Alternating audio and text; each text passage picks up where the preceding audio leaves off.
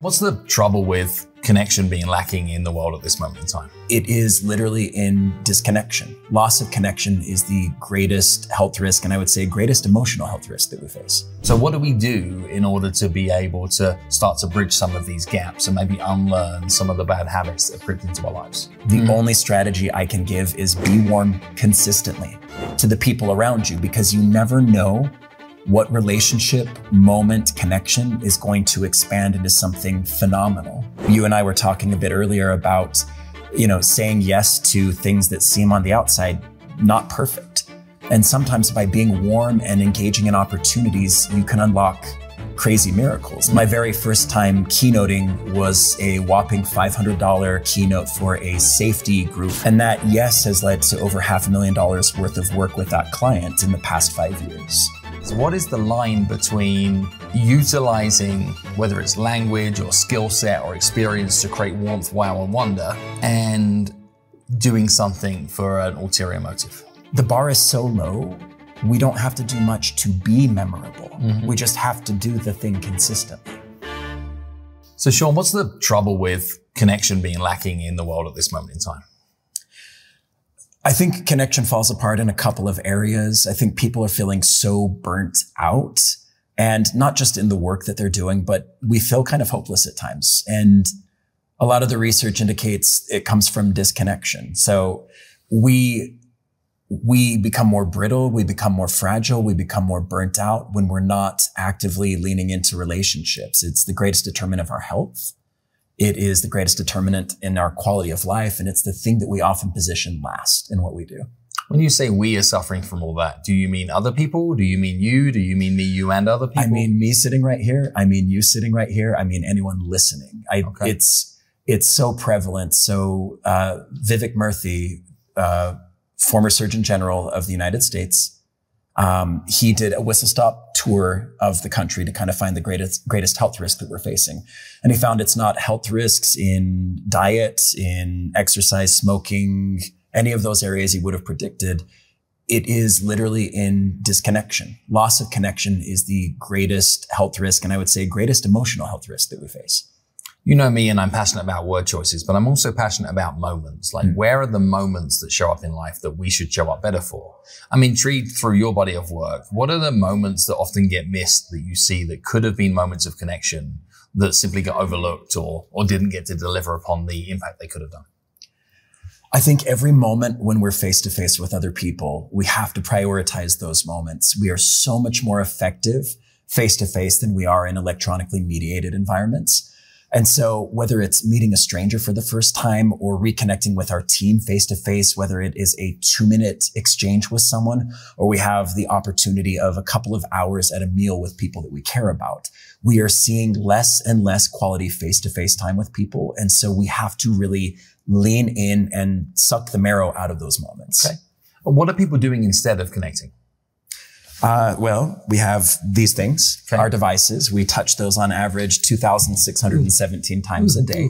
And research indicates that even the presence of a phone, as cool as they make us feel, the presence of a phone causes emotional disengagement. Okay. We're less likely to open up, to confide, to be authentic when those things are present. And even these devices, these things are also kind of the genesis of our disconnection. And so in that sense, I think we're feeding spaces that don't do much for us. We can't get enough of what won't satisfy us. And so we're seeking for connection in artificial spaces instead of really diving into the powerful moments, which is this, face to face. So devices can sabotage face-to-face connection. What else can sabotage face-to-face? The need to be right. Oh, wow. Such as? If I approach everyone and everything confrontationally and I assume negativity or threat, which is kind of our default state, I clam up, I become an aggressive version of myself. I peacock and try to get my biceps to blast out. I turn guarded, and I miss kind of the magic of what can happen here. But if I can approach people with yes in their hearts, if I can assume that, I have better outcomes. We have better outcomes together. We start to have momentum in our interaction. We get excited with each other. And frankly, we start to see possibilities, and we want to bring our discretionary effort to bear to help the other person when they have yes in their hearts, and vice versa. What happened in your world for this to become something you're so passionate about? At the age of 4, my father thought it was a cute idea to be a single father of 5 kids actually, in Riyadh, Saudi Arabia. And so he flew us there. And the very first day, we went into a grocery store there, and I was just with my father. He had an otter mustache, and I found, I was jet lagged from 8,000 miles of travel and completely out of it. And I found this little spark car. You push this car and it would push out sparks. I'm sure it was a fire hazard and it's never going to be sold in the US. But I was so excited at this thing. And I looked around to find my dad. I wanted to show him. I just wanted to go up to Papa and say, hey, this is awesome. And he wasn't there. He wasn't next to me. And I started running up and down the aisles and he wasn't there. And I realized he wasn't in the store. And so I ran out of the door. I was crying and I just ran down the street. And in the first block, he wasn't there. The second block, he wasn't there. By the time I found him, he was about 6 blocks away, tongue against his cheek, worrying and thinking about something else. That feeling of fear and abandonment and disconnection kind of became the thing that drove me in this space. And so I've studied everything I can get my hands on and experience about how to connect so that I kind of prevent those feelings in myself and others. I'm a fierce proponent of creating community.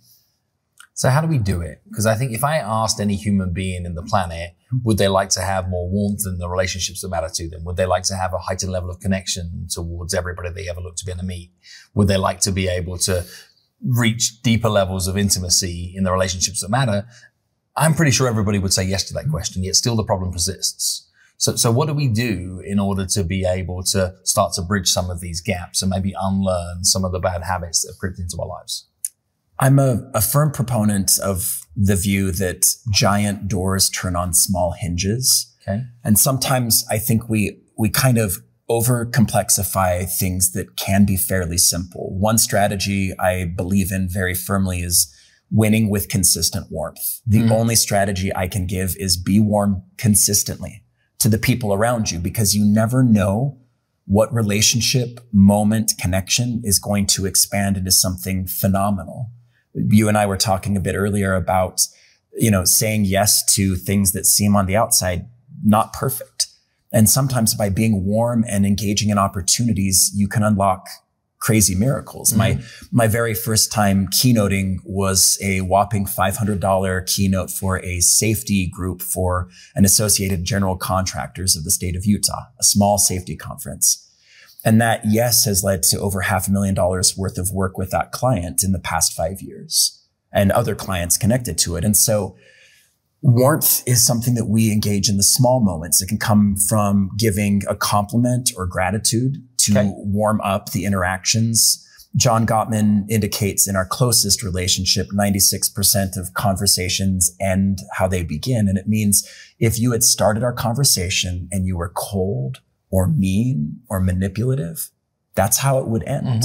But if you start the conversation with warmth, even if it's a critical or difficult or complex conversation, almost one-to-one, there's a really good chance that I'm going to walk away from you and think, I want to go back to there. In the words of Tina Fey, I want to go to there. Yep.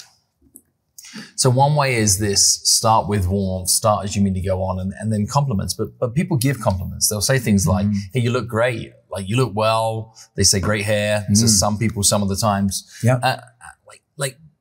But it often gets brushed off. Why? It gets brushed off if the energy isn't real. And the other space that a compliment won't work as well as it does with a stranger is in spaces where we know each other deeply. I've known you longer than a few minutes. And so if I'm like, nice shoes, that's surface level. If we're strangers, that's enough to kind of get you to stop and engage, square your hips off, lower your shoulders, and really connect with me. Okay. But if it's a longer standing relationship, we give gratitude instead of a compliment. And gratitude fuels relationships. It prevents them from backsliding. And it's exciting because gratitude is how you make people feel truly seen. And when people feel seen, they're more open to collaborating. They're more open to playing. And that's another thing we don't do enough of. We don't play. Like, as a culture, we're so disconnected that we've forgotten that play is really what it's all about. The outcomes we want in terms of business, connection, relationship, those are natural results of play. And play is when we lose self-consciousness, And we don't need a particular outcome. Like, Phil, you're not loved because you produce anything. You're loved because you exist. And the more we can spend time kind of simmering in each other's thoughts and presence, the more we can create really cool opportunities. And it may be just for relationship, or it may be for business. I'm obsessed by knowing exactly what to say, or at least the premise that the worst time to think about the thing you're going to say is in the moment you're saying it. Here we are talking about gratitude. Here we are talking about compliments. Yeah, what I see happen on repeat is both those things get given cheaply. Yeah. They get given in a way that is a throwaway gratitude moment. It's like, hey, thanks for coming, or like, hey, thanks for your time today, or right. Hey, like, you're doing some great things in the world right now. And these moments get missed. I'd like to have some of your help on how can people show up to moments of gratitude and ensure that the sentiment of the way that the thank you was given was received by the other person in an amplifying effect. Like, what exactly should they say if they want to demonstrate gratitude or recognition? So we often, I think you're right, Phil, the way we crystallize gratitude is often a thank you for this. Yeah. And that's literally checking off a box on our own personal to-do list. I said thank you to Phil so I can feel good about myself. Right. But the reality is gratitude is bidirectional. It's relational. And the best crystallization I've ever heard of gratitude breaks down to finding the good, reporting the good, and letting the good change you. Okay. And it means rather than me say, hey, thanks, Phil, it was really cool to attend your one-day workshop. That's cheap and easy. And neither of us are cheap and easy. Instead, it's me saying, Phil, I see that you care so much about the people you work with and you're passionate about it, and you approach it with so much authenticity and a really sharp, keen mind. Thank you so much for paying attention to me. And I'm now going to pay more attention to the people that are in my space that I can help refine or save time or help them connect better. And I'm trying to be able to bring science towards that as well so other people can understand. So you're talking about adding specificity, adding sincerity, adding some degree of real, I see you type meaning in this. I see you and you've changed me. Okay. And that's a powerful thing, because another thing that I think happens when we become the teacher, when somebody can view us as teaching them something, it requires humility on the person who's learning, the person expressing the gratitude. And we tend to melt people's defenses when we cast them as a teacher in some regards. Okay. And so we can bridge a lot of gaps that way conceptually, but we also help to create kind of a uniform purpose. Without saying it, the unspoken is we're on the same team. We're working towards the same goal. And thank you for that. It means so much. And knowing also, Phil, that the legacy of your work is imprinted on my life. I really enjoy that, but I've got a puzzle I need to chat through with you. I wrote a book called Exactly What to Say. I do a lot of work around influence and persuasion. And that means that if people are meeting me knowing my body of work, it comes with a potential curse of, I think that every word that leaves your mouth could be looking to do something, change something, manipulate in some way. I also know that in your work, you're a mentalist. And I've seen things that you've done in front of other people that create giant moments of shock and awe, giant moments of wow and wonder. And the risk in that scenario is that if people know that about your body of work, their inside voice is saying, what is he doing to me? Am I being manipulated? Is there something here that is happening that is disingenuous? So what I'm intrigued to understand is what is the line between utilizing, whether it's language or skill set or experience to create warmth, wow, and wonder, and doing something for an ulterior motive? It's the difference between manipulation versus inspiration. And I think it's a great Venn diagram of you and I. The overlap can be people can view what you're an expert in and what I'm an expert in as trying to lead them or push them towards a particular decision or behavior. And it can feel, unless we're aware, it can feel manipulative in that sense. It could be used for bad intent. Right. So I think intention is really where we have to focus in. I know in entertainment as a mentalist, or even what I teach on warmth, my intent is to create a story. And my only intent is that you walk away with some laughter, some wonder, and feeling recharged and like you were seen, because people crave experience and transformation more than anything, is what research shows us. If they can leave our presence feeling like that, we may not get the sale in that moment. We may not get the introduction to whoever we want to connect with in that moment, but we've done something. It's a legacy. We become indelible to this person. But we have to be clear on our intent. We could be manipulative. But if we are manipulative, I'm a firm believer that will eventually bite us badly on the back. However, if it is for the intent to do good, I think it magnifies the tools and people can sense that. I think we actually have a very strong ability deep down to sense if somebody has our best intent at heart. So being clear, what is my purpose, even in selling? If I'm here just to take advantage of you in the transaction, I've got my reward. Yeah. But if I feel that what I'm selling will really increase the quality of your life or your relationships or your dreams, I am now supercharged to really be authentic. Yeah. And you're potentially delivering a gift, right? Exactly. Actually, the value exchange is a value multiplier. Yeah. Okay. You create wonder in other people's world. And I've seen it. I've been in the presence of it. What are some of the surprising outcomes that have come as a result of you creating a moment that somebody is experiencing from your act that is delivered beyond expectation or more than expectation? Where are there stories in your world where you're like, you received wonder from creating wonder in somebody else's existence? So that's a great question. The current study of awe, the experience of awe, shows that when we're experiencing awe, we feel less self-conscious and more interconnected. Yeah. So the level to which people feel connected after a performance or a keynote is kind of staggering sometimes. I will have people reach out to me 6, 7, 8 years after we met briefly, and they'll say, this impacted me so much. We want to bring you into our company or into our workshops or our conventions. And I'm always stunned by it because it's not me being amazing. It's that experience of awe that we create. Yeah. And so the ripples that we create when we're consistently warm, when we engage with other people, when we take time in mindful movement and stillness and in nature and all of those things, it's one of those missing pieces that can be a really healing experience, but it gets people giddy and excited. And I'm always stunned. I remember in Vegas a little while ago meeting Dan Lebetsky, the guy who founded Kind Bar. 3 a.m.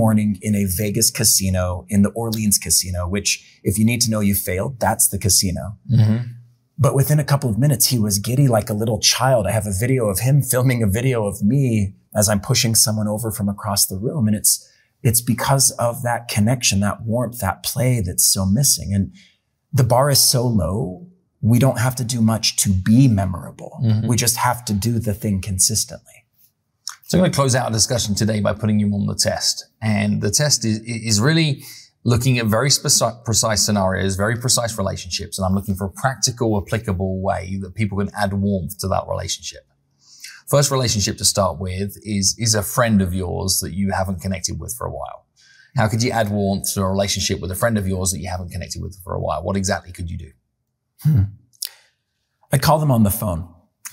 Because texts are cheap. Yeah. Again, we lose dimensionality in electronically mediated spaces. So I would call them, even if it's leaving a voicemail. I would say, hey friend, I miss how ridiculously goofy you are when we're talking about basketball.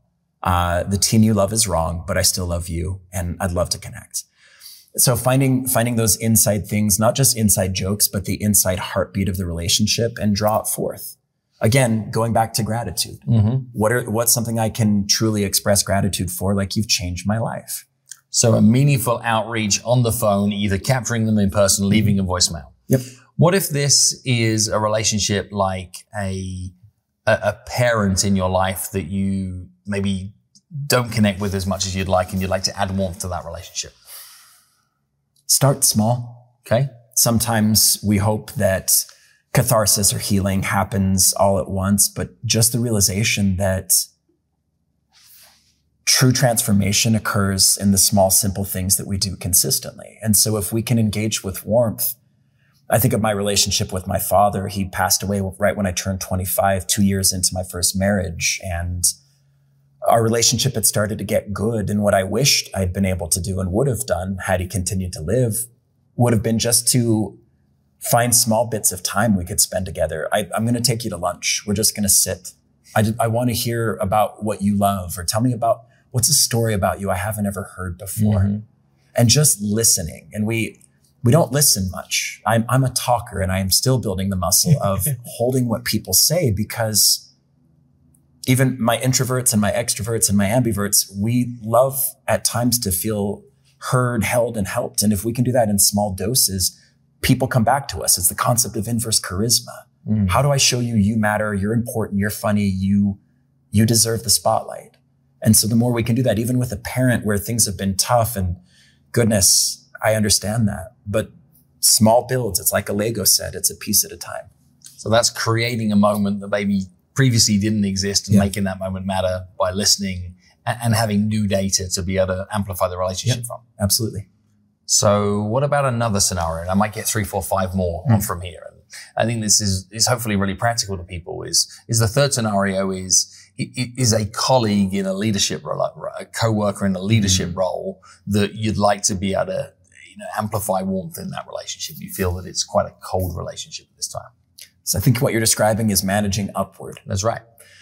So it's interesting because a lot of times, we're familiar with the fact that employees don't leave companies, they leave leaders, right? And oftentimes as an employee on a team, we may feel disengaged, we may feel disconnected, we don't have psychological safety. But if we can start to transform the leadership relationship, that can change. And so those components of gratitude, what would it look like to come to a leader and circle the good instead of the bad? I think of a teacher I met at a Montessori years ago. And she said she put a little piece of masking tape and a marker, and she would track her positive interactions to her negative interactions with students she was struggling with. I think as we manage upward or downward, trying to overwhelm the situation with authentic positive moments. Mm-hmm. Small things. We're not looking for miracle moments with people, but as we start to really focus on how to shift the tide and engage with humility and understanding the values of the person we're trying to manage upward to, I feel over time we can often transform that relationship so that they don't view themselves as above and us as below, but we can come to a space of being on level and collaborate. Let's do 3 more. How do you add warmth to maybe a large stage presentation environment where you may be nervous and they may be nervous at the same time? How do you use warmth in a presentation type environment to be able to amplify the relationship? This will be a weird answer for you. I turn to spirituality, and what I mean by that is the belief that we're all interconnected and deserve love because we exist. And when I approach with that lens, there's a lot of grace that opens up for me. When I approach and I can genuinely love my audience, which, I hope everyone's feeling a little awkward with that statement, but it's powerful because if I love them, it's communicated to them in the small moments, in the big moments. And beyond that, I play with people I love. And so it's amazing to me the freedom I get from an audience when they know I care. I can be a smartass, I can play, but they know that I care. And because of that, they will follow me anywhere and will build moments that are amazing. But it's only when I allow myself to, before I even step on, I visualize just a lot of warmth, a lot of energy coming from me and hitting the people. And then I go out there and I lean into that. Mm-hmm. And it happens way more often than not. Mm. 2 more is going to get harder. Penultimate scenario. What about somebody that, if you were to ask on the surface if this is somebody you like or respect, and your immediate answer is no, your inside feeling is that you hold a disdain, that you've maybe been hurt by this individual in the past. How do you add warmth to a relationship like that so it's in service of yourself? So it's a powerful question, and it's indicative of a lot of the relationships in the world today. When we look at things culturally or in large belief sets or even politically, we have so much brittleness. Yep. There's some fascinating research on the power of relationship to help mitigate the differences or polarization in our perspectives. And it shows that by sitting and listening, asking powerful questions, and holding what someone says without trying to sway their belief, but just holding what they're saying to understand, tends to bridge that gap. Mm-hmm. Now, what you're saying, I don't believe encompasses spaces where people are abusive, which does occur. And in those spaces, I'm not concerned about drawing warmth or creating warmth. I'm concerned about healthy boundaries. But outside of that, if there's people we don't get along with or view the world differently than, or they love differently, they believe differently, they vote differently than me, sometimes just sitting and listening, asking good questions, listening to what they're saying, not to solve, not to persuade, just to hold, I find bridges that gap really well. Yeah, almost zero judgment. No judgment. Certainly not fast judgment. Nope. Okay, final scenario that we can give consideration to adding warmth in the relationship. And this is a tough one for many. And this is the relationship with yourself. How do you go about adding warmth in that relationship to yourself so that you can heal, grow, soar, refine, find play, whatever it might be? So growing up, my dad was married 4 times. His 5th marriage would have been free. We're from Utah, so he had 4 wives just at different times. The thing I learned growing up was not to love myself and to constantly look out for threats. It was only in my mid-30s that I learned what's been an answer for me to that question. And I would see my son, who at the time was 3 or 4 years old, and I'd watch him playing on the playground. And I had to actually realize the overwhelming love I have for him. I deserve the exact same. And so for many of us, I think it's about bending back what we give to others and realizing as tough as it is sometimes, flaws and imperfection and all, sometimes we have to just hold ourselves and love ourselves and become our fiercest, most compassionate ally. And the more we do that, that supercharges all of the relationships that you asked about. Every one of them is informed by how we view ourselves and hold ourselves. And it's known as, in some regards, as a primal world perspective. And there's either a negative one or a positive one. But the more we engage with hoping for, believing for, and finding good in ourselves, the more we'll do it for others. And frankly, we transform from brittle to breathing. Wow. Thank you, Sean. This has been enlightening. This has been wonderfully enjoyable. Thank you for taking some time out to chat with me today. Awesome. Thank you.